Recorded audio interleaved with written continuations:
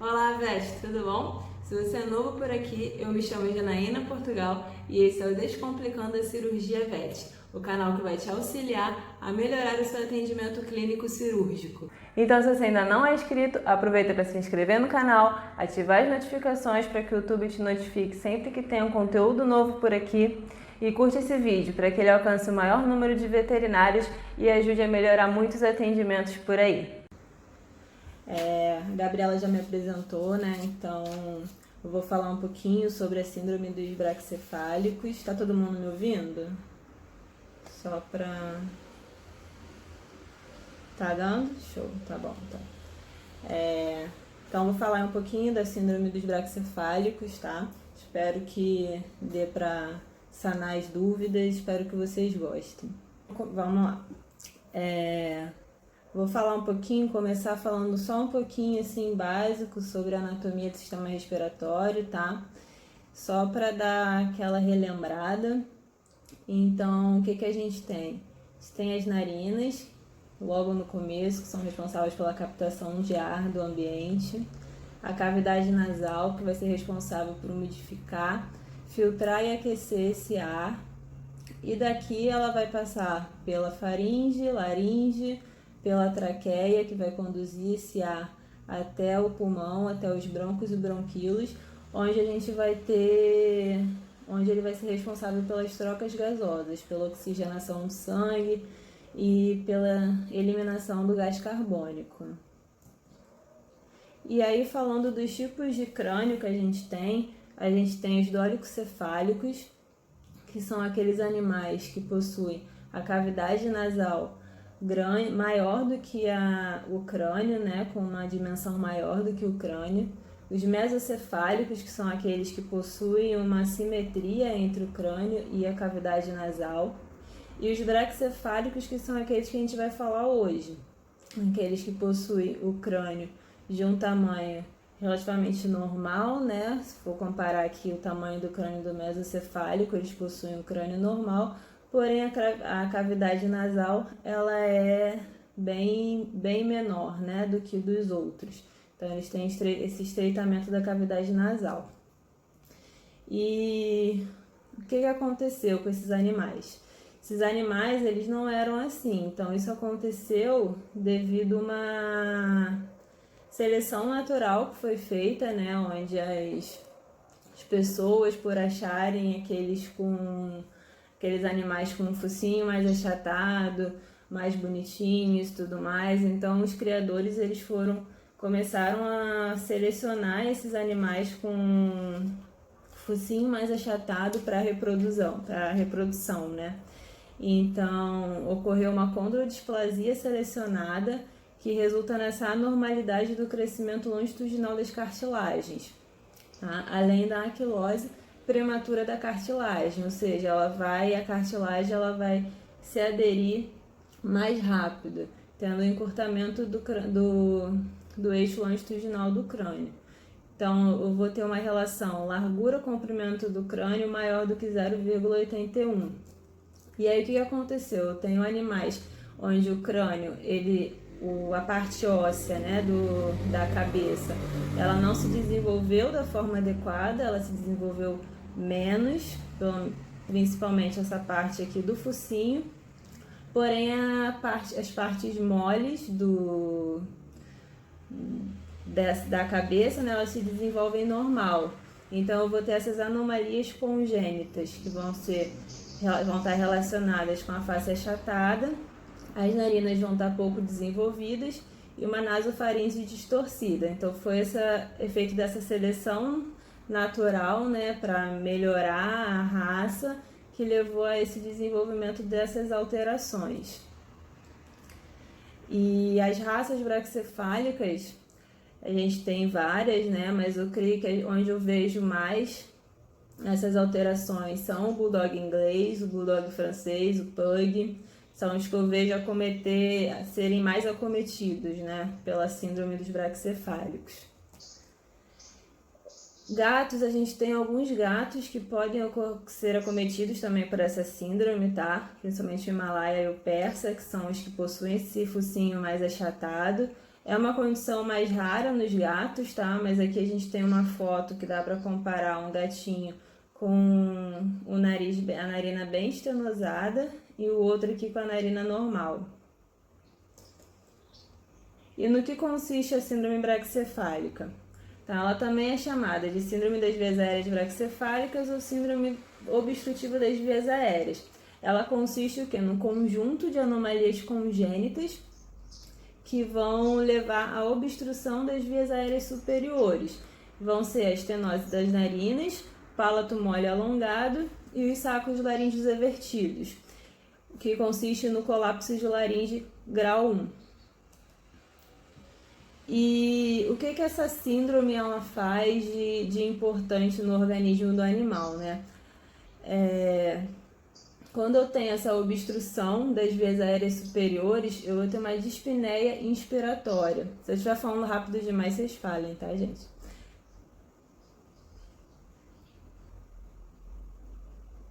Tá. Tá. Se eu estiver falando rápido demais, pode falar. Nada? Tá. Então, o que consiste essa síndrome, né? Eu vou ter uma obstrução das vias aéreas superiores e com isso eu vou ter uma dispneia inspiratória, ou seja, como eu vou ter as dificuldades na entrada de ar, esse animal não vai conseguir captar o ar da forma adequada. Então, isso vai levar a um aumento de pressão negativa distalmente à resistência. E esse fluxo de ar turbulento ali na região, tanto da narina quanto do palato, vai levar a uma inflamação dos tecidos. Posteriormente, vai levar à hiperplasia desses tecidos, podendo, em graus mais graves, casos mais graves, levar até o colapso dessas estruturas, o colapso total dessas estruturas, tá? E em casos crônicos, normalmente essas cirurgias a gente recomenda serem feitas o quanto antes, então é muito importante quando o animal chega para um atendimento pediátrico, para uma vacina, já orientar esse proprietário, porque a maioria desses braquicefálicos vão ter pelo menos uma dessas alterações da síndrome, é muito difícil algum animal não ter nenhuma, tá? Então, a gente recomenda, a literatura recomenda fazer essa cirurgia entre 3 meses e 2 anos, né? 3 meses eu acho muito novinho, gosto de fazer aí pelo menos com 6 meses, tá? Mas quando a gente demora muito para fazer as cirurgias, posterga muito, eu vou ter outras alterações sistêmicas nesse animal. Essa obstrução do trato respiratório superior, já que ele tem essa dispneia expiratória, como eu comentei anteriormente, então ele tem pouca captação de ar do ambiente, então o ar que chega no pulmão vai ser menor do que a capacidade que ele possui, né? Então eu tenho uma ventilação pulmonar inadequada, com isso se eu tenho pouco ar entrando, eu também vou ter uma redução do oxigênio arterial, então eu vou ter menos oxigênio circulando para os órgãos, né? Vou ter menos oxigênio circulante no animal. Isso pode levar à hipóxia, posteriormente levar a uma vasoconstrição pulmonar, consequentemente vai ter uma hipertensão pulmonar e uma hipertrofia compensatória do ventrículo direito em casos mais graves, tá? Então é sempre bom a gente indicar a cirurgia o quanto antes para evitar que ocorra essas alterações mais graves. Os fatores de riscos para esses animais, eu tenho obesidade, então é sempre bom indicar a dieta para esses animais, climas quentes e úmidos, estado de excitação, reações alérgicas, pneumopatias, sono, sedação, piora da respiração, são animais que estão constantemente ofegantes. Sinais clínicos, esses sinais clínicos eles vão variar de acordo com a gravidade da obstrução que esse animal possui. E se ele possui somente uma narina ou se ele possui as 3 condições, tá? Então eu vou ter uma respiração barulhenta, o estridor respiratório, que vai estar muito correlacionado com o palato mole alongado, dispneia inspiratória, tá? Cianose, devido a essa pouca oxigenação do sangue, intolerância ao calor ou ao exercício. Então a gente tem que lembrar que esses animais, eles são, que os cachorros, né, eles não possuem glândulas sudoríparas, então a termorregulação deles é feita através da respiração. Então, se eu tenho alguma obstrução ali no trato respiratório, se eles não conseguem captar esse ar da forma adequada, a termorregulação vai estar deficiente também. Então, eles não toleram bem calor. É sempre bom orientar o proprietário, né, a manter o animal em local arejado, local ventilado. Aqui no Rio, no verão, é sempre bom indicar deixar o ar-condicionado ligado. Eles não toleram exercícios, correr, caminhadas mais longas. Normalmente são animais que não conseguem se exercitar, podendo progredir para uma síncope, tá? Possuem sono muito agitado, justamente pela dificuldade de obtenção de captação do ar, né? Ronco noturno, que vai estar relacionado aí também com essa dificuldade de captar o ar, principalmente pelo palato. Náuseas, regurgitações, disfagia. Conduta clínica, tá? O que é sempre bom o clínico orientar para o proprietário. Essa redução do peso. A obesidade ela pode agravar os sinais clínicos da síndrome. Limitar exercícios e passeios, sempre recomendável os passeios nos horários mais frescos do dia, no começo da manhã ou no finalzinho da tarde, à noite. Casos de edema, muitas vezes animais chegam para o atendimento em quadros de hipertermia, em casos bem graves de dispneia, tá? Então, em casos de edema, se você observar edema, é sempre bom utilizar doses baixas de corticosteroides e sempre optar pela oxigênio-terapia. Sempre. Chegou dispneico, já bota no oxigênio, tá? Então, falando um pouquinho agora das 3 alterações que a gente tem, né? A estenose de narina, ela é a mais vista, né? E a mais fácil de diagnosticar também.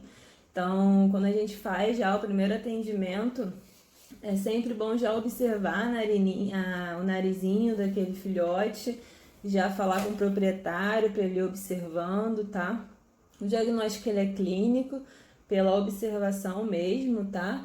E o que ela consiste? Consiste na abertura nas fossas nasais muito estreitas. Então, eu tenho que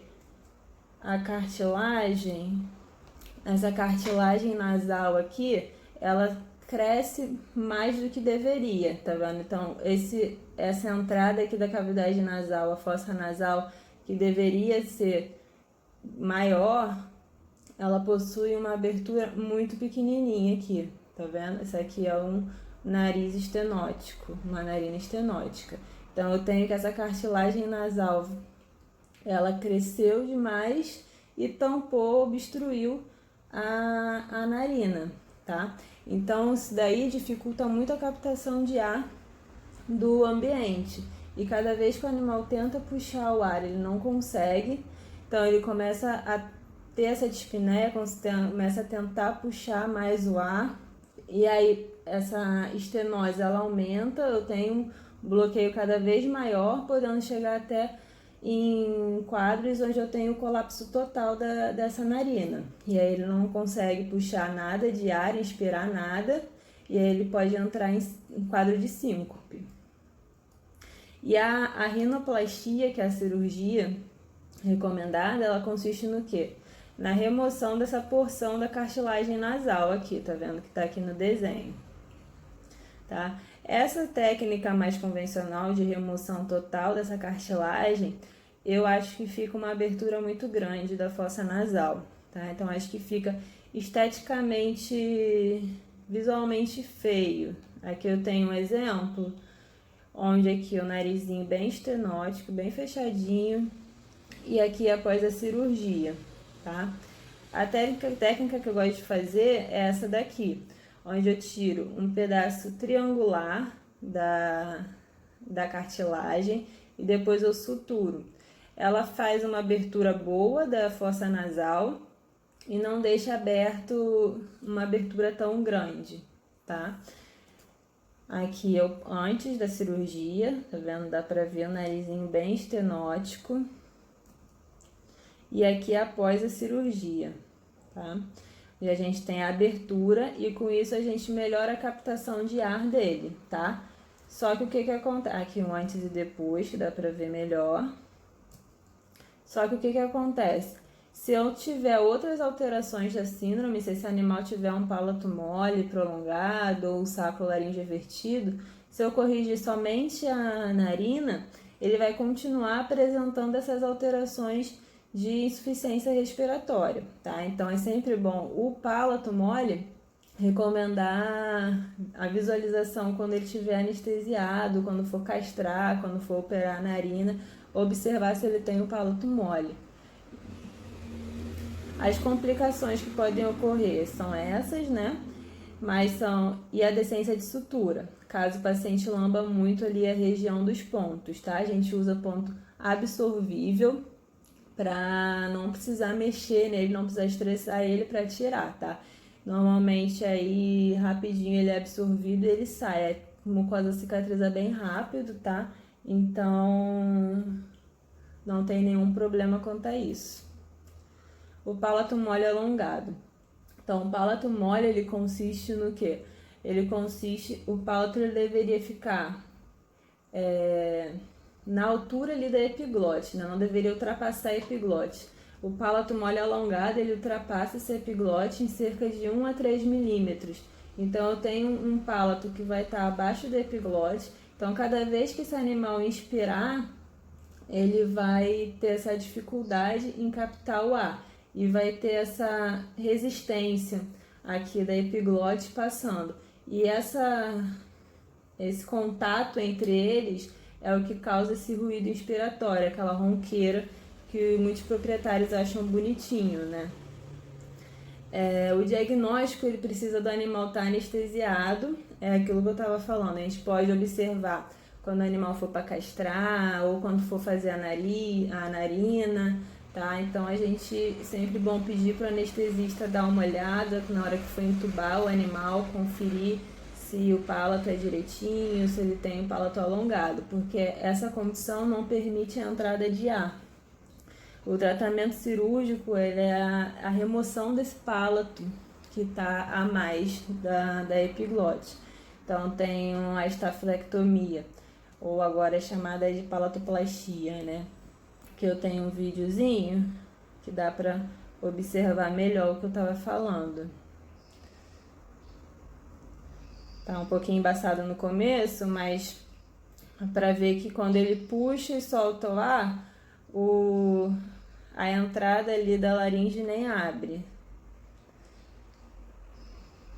Tá vendo? Nem abre, então a captação de ar ela é muito deficiente.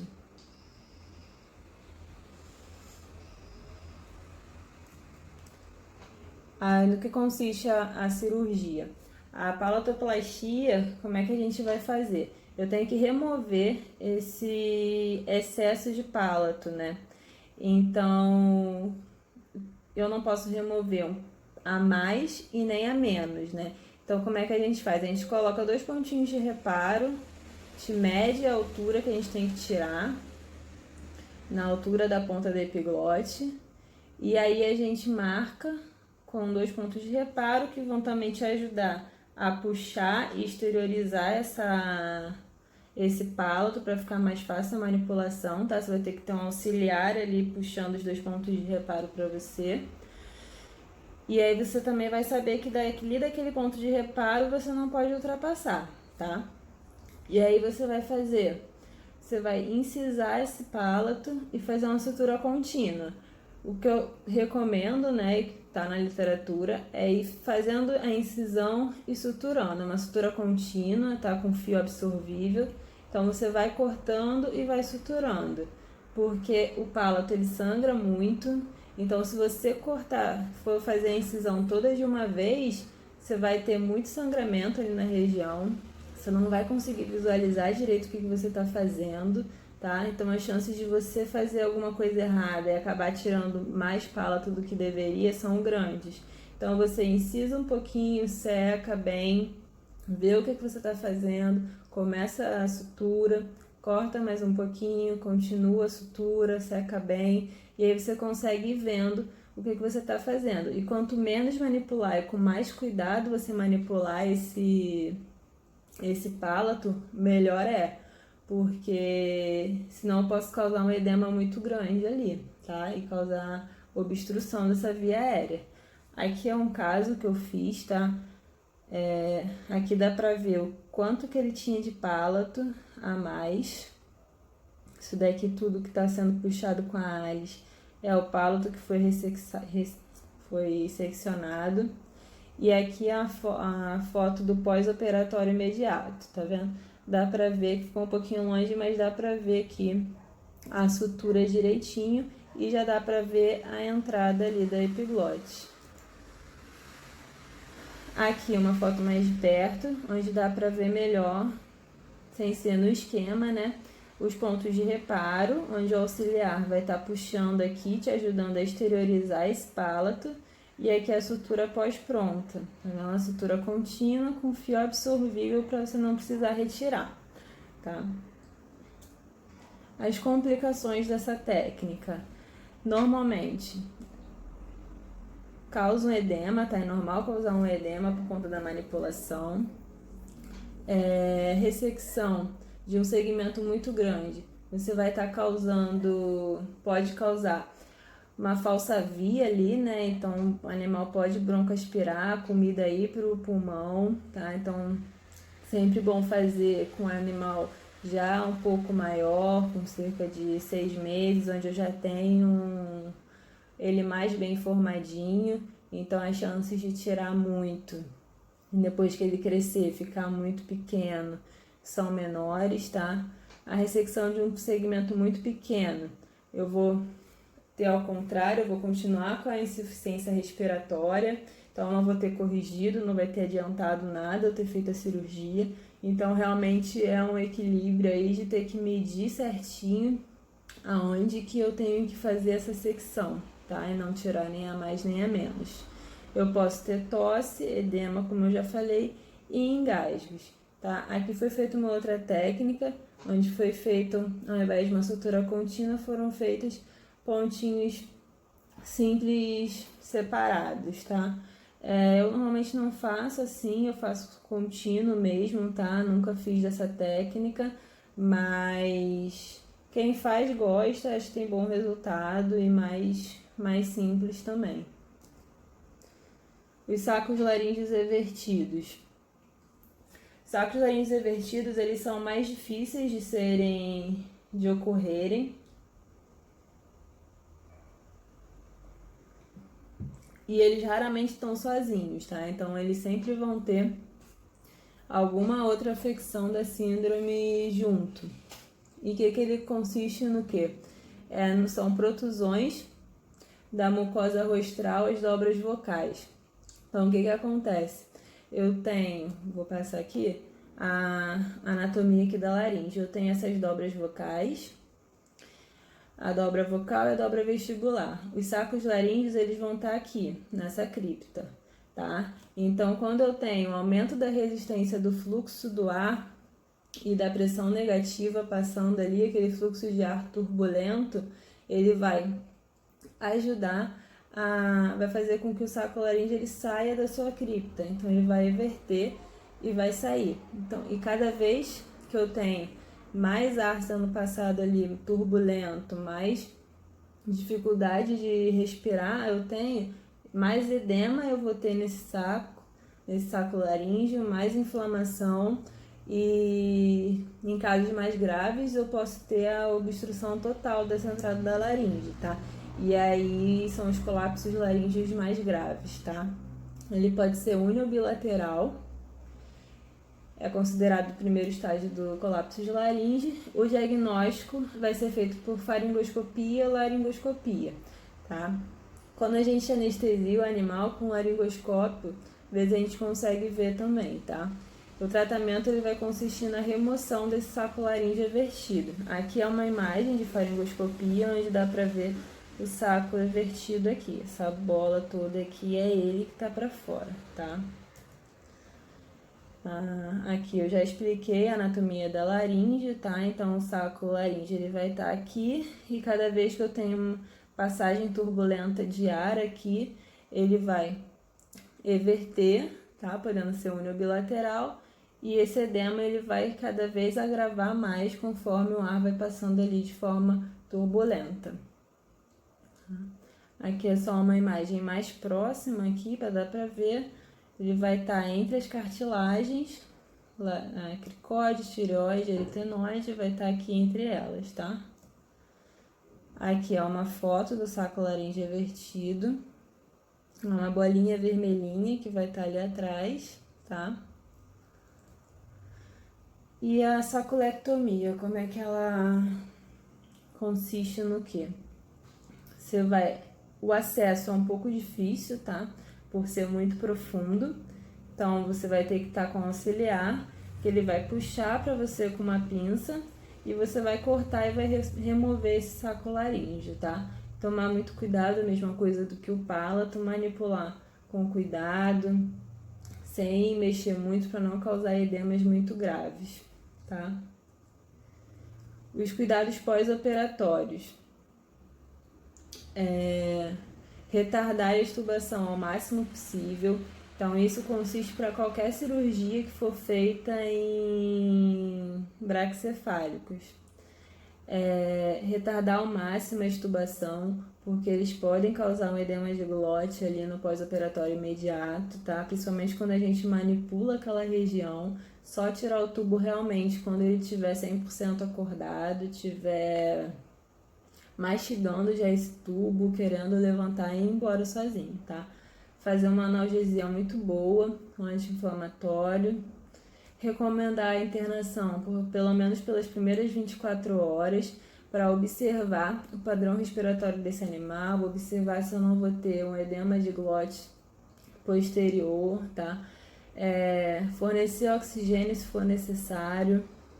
Assim que terminar a cirurgia, assim que o animal acordar, estiver espertinho, oferecer água gelada ou gelo, que vai ajudar a diminuir o edema, que vai ser formado de qualquer jeito. Só que se eu manipular com cuidado, esse edema vai ser menor, as chances de ter um problema, uma obstrução maior e mais grave vai ser muito menor.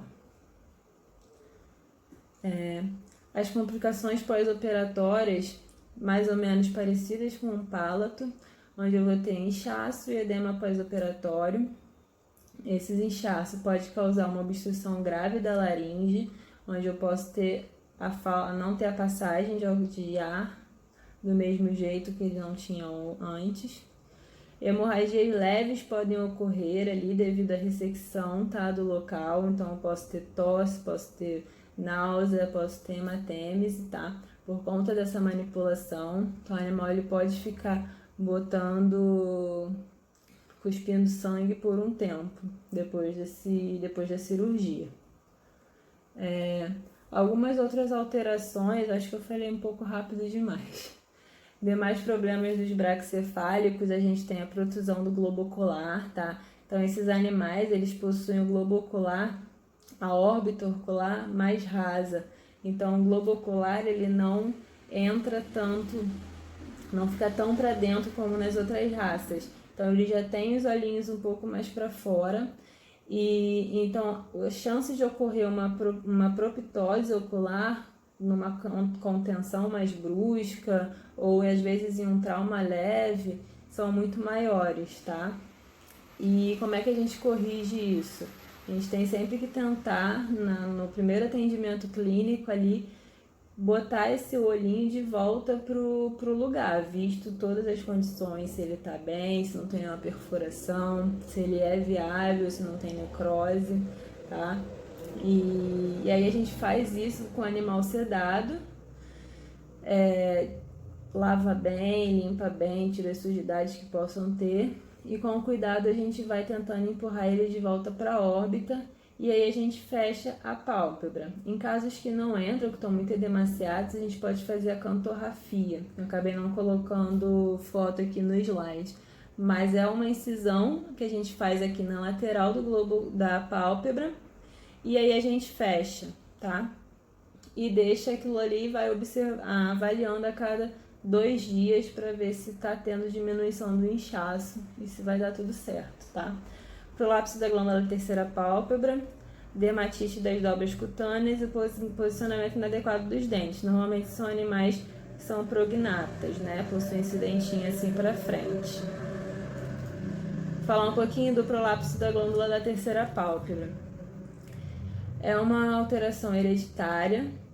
Normalmente ela é bilateral, mas pode ser unilateral também. Tem proprietários que relatam que o animal dele pode chegar para você, ele tá com uma bolinha vermelha pro lado de fora do olho, mas essa bolinha entra, sai, tá? Então ela pode ter essa ocorrência das vezes de voltar pro lugar e depois sair de novo, tá? A sua patogênese não tá muito bem descrita, mas acredita-se em defeitos nos anexos da glândula da terceira pálpebra e da periórbita. A sua correção ela é cirúrgica, deve ser feito o seu reposicionamento. Então, essa bolinha vermelha aqui, a foto ficou um pouco embaçada por causa do zoom. E deve ser feito o reposicionamento, tá? A remoção dessa pálpebra, ela não é indicada, dessa pálpebra não, da glândula, ela não é indicada porque ela é responsável pela maior parte, por uma grande parte de produção da lágrima. Então, se a gente retira, a gente vai estar causando um quadro de ceratoconjuntivite seca nesse animal, tá? E aí vai precisar de colírio pro resto da vida. Essa remoção só vai ser indicada em caso de neoplasias mesmo, tá? Como é que é esse reposicionamento? A gente vai fazer uma incisão ao redor dela, em cima e embaixo. E aí a gente vai fazer uma sutura contínua com o fio mais fininho que vocês conseguirem, tá? Para não causar nenhuma úlcera de córnea iatrogênica. E normalmente, conforme a gente vai fazendo a sutura, a glândula ela vai invaginando, tá? Então vai meio que fazer um sacozinho assim e botar ela para dentro, tá? Eu fazia com fio absorvível antes, mas eu via muitos casos de recidiva. E aí eu comecei a fazer com nylon, com fio inabsorvível. Um fio inabsorvível fininho, e aí eu nunca mais vi ocorrência dessa recidiva, tá? E em casos onde a glândula está muito edemaciada, muito inflamada, eles recomendam uma outra técnica de ancoragem, que é essa daqui.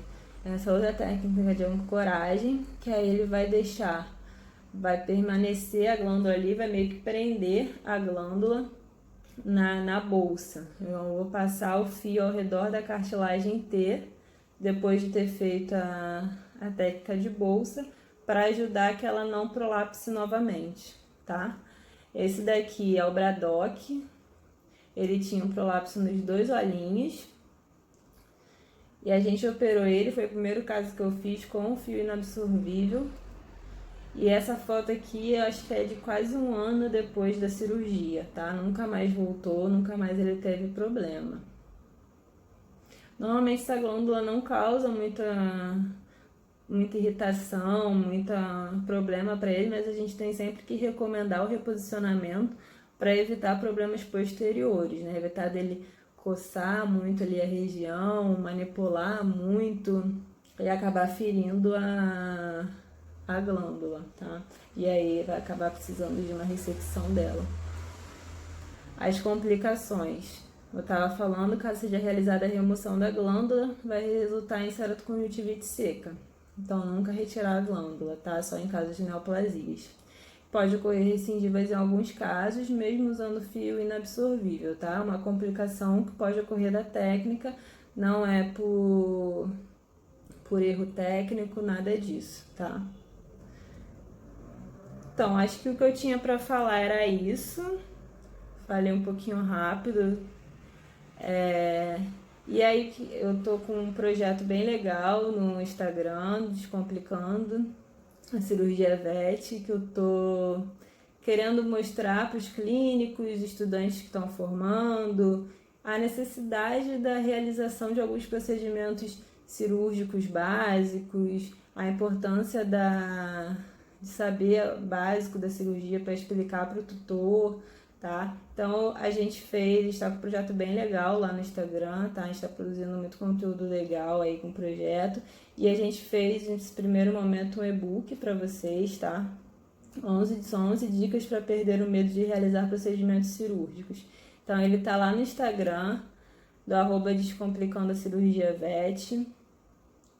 É só clicar no link que vai estar lá no perfil e cadastrar o seu e-mail que a gente vai estar enviando, tá? E aí, só para quem não estiver me seguindo, a gente fez um canal no Telegram agora também, ontem, para mandar conteúdo. Está começando o canal no YouTube. Ainda não postei nenhum vídeo lá, mas a partir da semana que vem a gente vai estar começando a postar. Inclusive essa palestra a gente vai editar para postar lá. E no Facebook também, tá? Qualquer dúvida a gente responde agora. Se ainda ficar alguma dúvida, pode me perguntar lá no Instagram que eu respondo depois, tá? E eu acho que foi isso. Obrigada.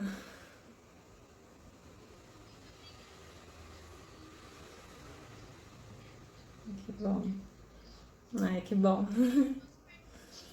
Pode falar.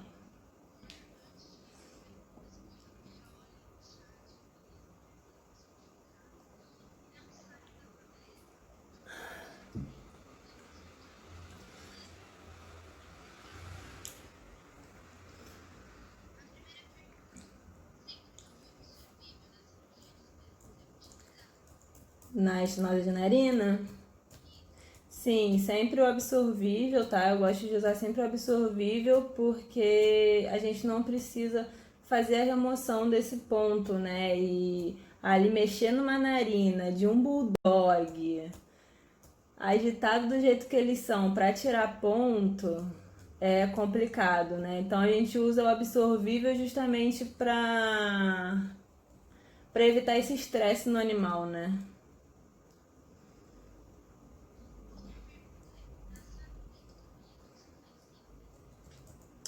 Pode fazer, tá? Pode fazer, mas como o saco laríngeo, ele fica para dentro, aqui para dentro, quando você cortar, ele vai entrar.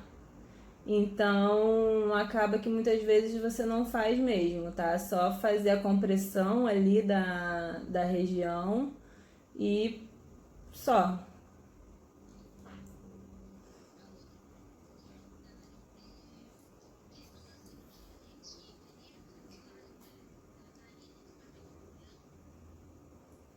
Isso, eu tiro em forma de triângulo. Eu faço um triângulozinho. Deixa eu voltar aqui.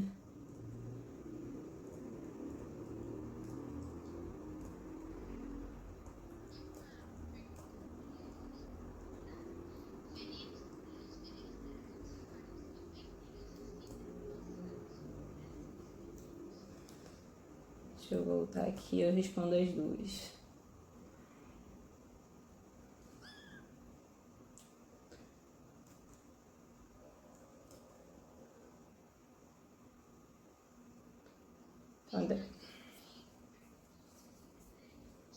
Tá, eu vou botar lá na página, vou botar lá no slide de novo, mas é Descomplicando a Cirurgia VET.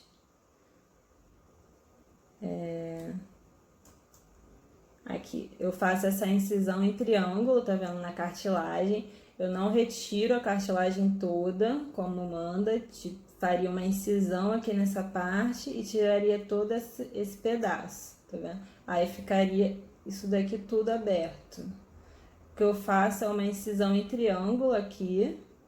E aí, na hora que a gente for fechar, a gente vai fechar daqui e aqui, né? Vai ligar essas duas bordas, fazendo essa sutura.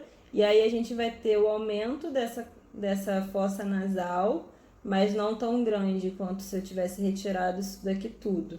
Então, fica mais estético e fica funcional do mesmo jeito. O animal consegue respirar muito melhor do que estenosado, né? Enquanto os gatos, eles também possuem, mas é mais raro, tá, do que nos cachorros, mas eles possuem. Tinha até uma foto aqui de um gatinho com a narina estenosada. Eu particularmente nunca vi, tá?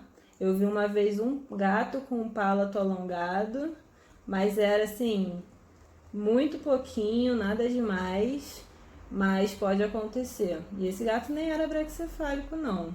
Era um vira-latinha mesmo, mas era bem pouquinho.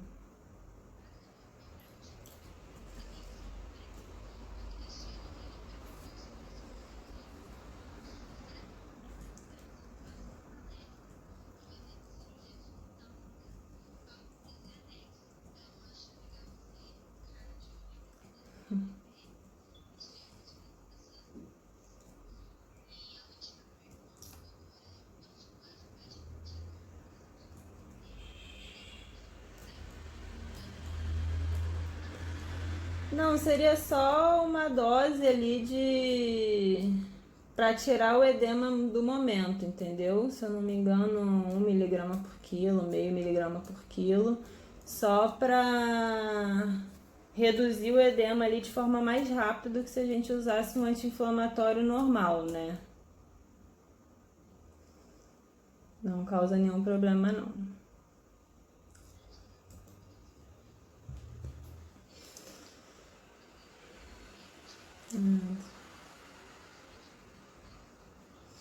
Obrigada a vocês. Com certeza. Com certeza.